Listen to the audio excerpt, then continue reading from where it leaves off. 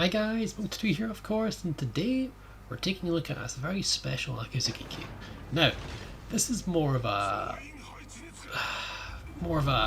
indication of what happens to good things come to those who wait, shall I say.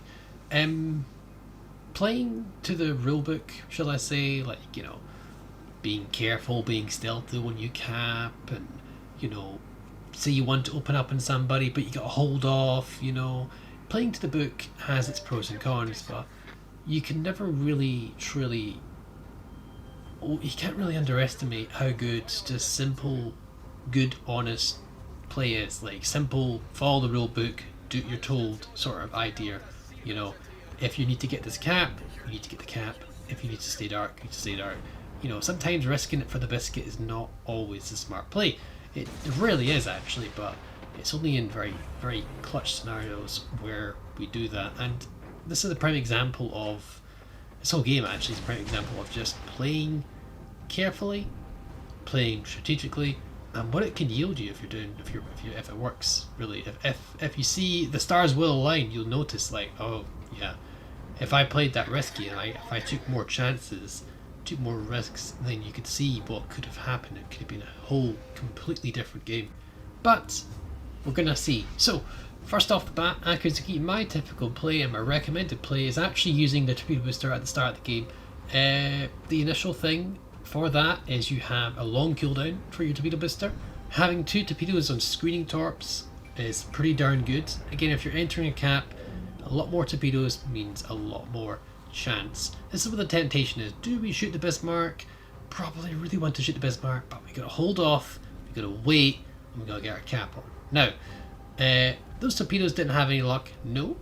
And yeah, you could say maybe you've wasted a torpedo booster, but that's a 5. It's still got 3 minutes waiting on our cooldown. It's a pretty significant cooldown, and realistically, most of your fights in Akizuki will be with your guns.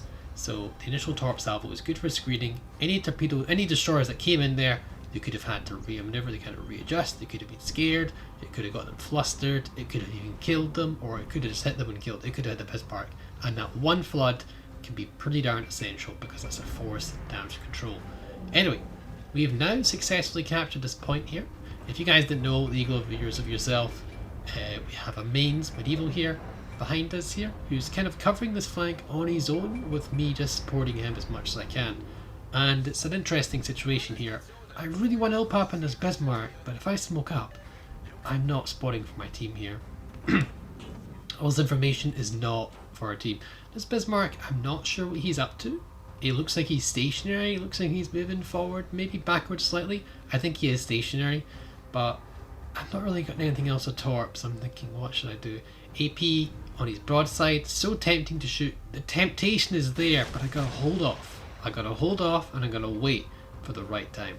Because, attacking too early can reveal your position, and revealing your position in DDs, even the Akizuki, can be problematic. So we know obviously they know a DD's here, but they don't know whereabouts precisely. So we're gonna send some torps Bismarck's way, just in case he kicks in reverse. He probably won't. He'll probably go forward. But hey, you never know. Nothing ventured, nothing gained. So after we capture this point, we want to get in a good position to deal with these battleships. Now, there is potentially, there's 2 DDs left in this game on the enemy team. There's 1 DD that has been killed, and he looks like he was on Charlie's side, so there's a good chance the DDs are moving into Bravo Cap. I believe Medieval was spotted, and he was telling me there is a DD moving on the Bravo Cap here. And as an Akizuki, you really can't chase DDs, you have to let them come to you. You are a gunboat, yes, but the biggest main downfall of the Akizuki is its inability to move quickly, its speed. So honestly, sitting back here and waiting, I think is the right call here. So we've got the HE loaded, and we're just going to farm this Yamato. Now, Medieval is over here spotting this Yamato for us because he has the line of sight.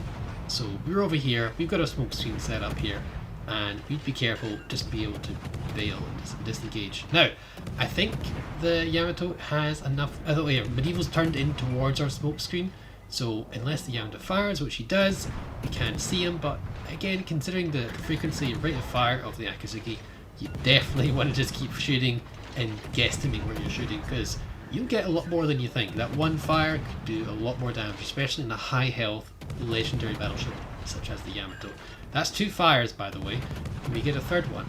A third one would be nice. Come on, buddy. Sometimes it's not usually a bad idea. It's kind of a bad idea to go for the third fire, because you might have the fire skill. But this guy did not. So that's 3 fires, or is that 4 now? That's 4 fires actually. That's 4 fires. 4 perma fires potentially, I think. So yeah, he's burning really nicely. That's a legendary tier battleship. That's a lot of health.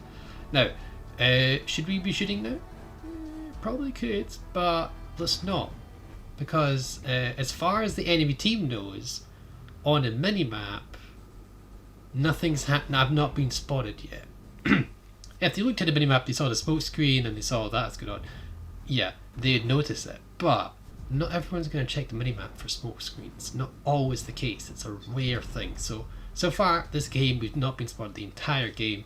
And we've done 66k and burning to that poor Yamato, who's just suffered an absolute horrific fire experience. Now, we could still be opening up on the Curve First and the Yamato, and again, the risk is kind of low, because Yamato realistically is not going to get too much of a shot on us, maybe 1. Curve First secondaries are probably out of action by now, and there's the Hezen Yang, all of a sudden. Because we didn't see where he was, and he's run right into our trap, really. Because we'd not been spotted this entire game, and he has no idea. He thought, oh, I'm going to sneak into the cap. And because of our stealth and our, because of our stealth and because of the fact that we've been playing this safe, he's ran right into our tracks. Now, we don't have to be very particularly, worried about the Hezen Yang, because of course he's a deep water torpedoes, which means they cannot torp destroyers, so I can give him a half of a full broadside. And the special trick with Akizuki is this AP, which arms on DD hulls, so yeah, that's a dev strike, doing just this sheer amount of firepower. Now, Yamato was trained on us pretty quickly there, because obviously I think we've done a fair amount of damage to the guy, so it's pretty risky. But yeah, so that would have been risky. If we shot him, we lost that health from the Yamato salvo initially. Probably would have got 2 salvos. If he got a good hit on us, that could be risky. Now, GK has sonar running. He has us spotted. This is risky. So the first set, he might not take any, or he might take a couple. The only thing, GK does have sonar, but it doesn't mean that GK has the ability to dodge torpedoes. So he's going to slow down for the first set. We pop our booster and we send in torpedoes for the second set, which are basically spot on, and there's nothing you can do about it. Otherwise, he would have taken the first 2 sets of torps already. So that's a dead GK, and that's unfortunate for him. We just picked up the Witherer from his permaflood, and that's, yeah. We're doing some spicy damage. And initially, the initial plan of this game was to shoot early, be a little bit brave, and get what we can, just get the early shots in. But the early shots here, not taking those shots early on has proved to be a really big reward as a result, really. So again, the Japanese shells, particularly the low caliber shells, even the destroyers, you've got pretty good shell arcs lobbing over islands. So yeah, you saw me earlier on just trying my luck. Even if 1 shell lands, that 1 shell could start a fire, and that 1 shell could cause a lot of damage, because fires do extreme amounts of damage. And we're actually getting consistent hits, and we do actually pick up the fire that we're talking about, plus 15 pens and 15 shadows. Well, the shadows don't do any damage there, but they can cause more and more fires. So yeah, that poor Yamato has had basically 5 perma fires on us. So yeah, we pick up the Arsenal Award, and that's a pure Yamato, man. Basically, we just did the entirety of damage to that Yamato, and that was pretty rough. We still haven't picked up high caliber. I can show you how many legendary boats are in this game. Pretty extreme. So yeah, we're up to 165k, and we don't have much health to our name either, because that 1 engagement was pretty devastating. But we did manage to get out of there alive. Even if we did die, I'm pretty confident we would have taken out all the ships we fought. Now, there's a GK over there, and there's another battleship. What is the other battleship? I don't know. We've got lightning coming in here, And, you know, technically we've got 3 kills. We could pick up the Kraken as well, if we're careful. Again, though, Akizuki's speed leaves a lot to be desired, so we need to really kick it in and get that Bravo cap as much as possible. This is when we have 1 smoke screen left and we have our speed boost coming up. What should we do here? Should we push the GK and try and get some more damage done, or should we push into the Bravo cap? Realistically, we have another DD right next to me at play, so shooting is okay. It's actually not much risk at all. You're not really taking any risk at all. The GK guns are focused elsewhere. We still have a smoke screen, so we're going to pop that. He's already perma-spotted by the cruiser, which is in fact our division mate. We are about 2 shells off from high cal, so we're going to switch to HE here. With high health battleships, getting the fire is well worth it here. We're going to get spotted a little bit here. This is my one risky shot here. But again, he's not focused on us, and it's unlikely that the GK has a 9km range unless you're really fully spec'd the secondaries. We've got our fire. He's on 2 fires. Switching to AP to get as much out of our AP as possible. Definitely switch to AP as much as you can in Akizuki, and you'll see the difference. It'll be a quite large difference, and we're just raking up the damage here. We're getting a couple of shadows along the way, but at the end of the day, we're really picking up some good kills here. Yeah, pretty brutal. Lightning torps look to have missed, and looks like our torp could get there in time. Potentially. Oh, looks like Medieval gets that kill there, and that's the game. Turns out our friendly Yamato also took out the Iva while we were getting in a position to dack it down as much as possible in the GK. So that's 186k Witherer, Arsonist, Devastating Strike, High Caliber, and 3,323 base XP with 374 target hits, 4 torpedo strikes, and a solo cap, guys.